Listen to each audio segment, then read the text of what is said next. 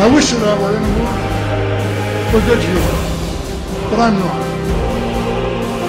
We're hell-bent in the direction of destroying our planet. And frankly,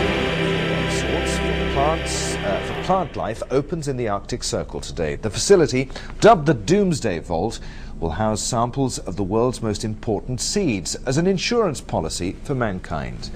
Let's go live now to the Norwegian town of Longyearbyen, just north of the Arctic Circle, where our very own Becky Anderson is at the inauguration of the vault. Did I get the name right, Becky?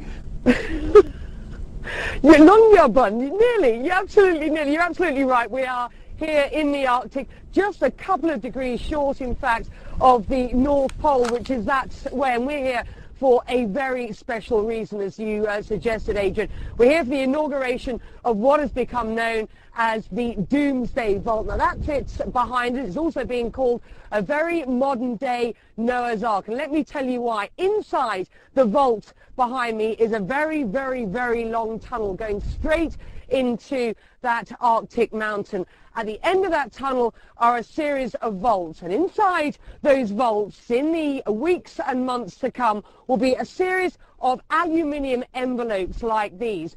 Eventually, inside these envelopes are about 500 seed samples, and eventually there'll be about 2.25 billion seeds inside this mountain. Now, the idea being that if global catastrophe strikes, the world's crops, at least, will be deep frozen inside that mountain. It's a project which has been funded by the Norwegian government to the tune of about $9 million. And there's a very important reason for this. We are facing, they tell us, a very perfect storm. 9 billion people on the planet by the year 2050.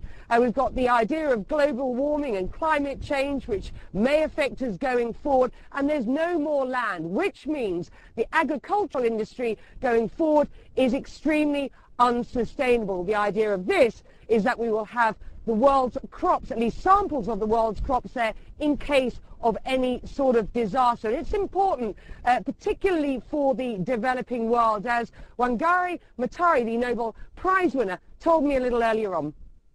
I think that it's a great vision, it's a great dream. For many nations, it is something that they need now, because there are very many nations in the world who are losing their seeds as we speak. And it would be great to know that their seeds are stored somewhere, they are safe, and tomorrow, if they need them, they are accessible. And let me just put this into context for you, Adrian, before I go, because it's about -35 out here with a wind chill. Consider this. There were something like 7,000 varieties of apple, for example, just some years ago.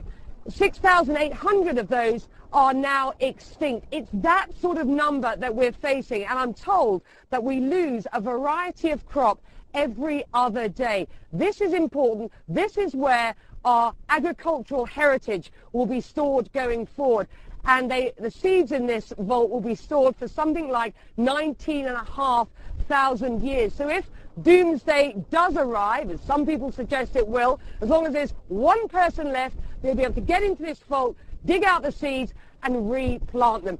I'm off. It's absolutely freezing, Adrian. I will let you go in a moment. It wasn't until you spoke that I could tell it was you under that clothing. Briefly, I want to know, why does it have to be in such a hell-forsaken place, so remote and such a cold place? If there is a catastrophe, how can human beings get there? Well, that's a very good point, but the idea of this is that these seeds need to be frozen inside an extremely secure environment, and the Norwegian government decided that this would be as good a place as any.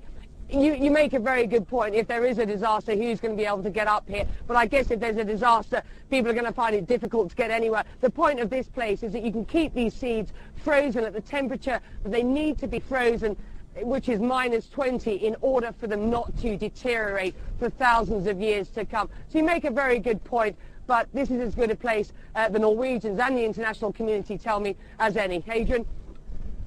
Becky, go and get warm. I'm cold just looking at you. Many thanks indeed. Becky Anderson, live in Norway.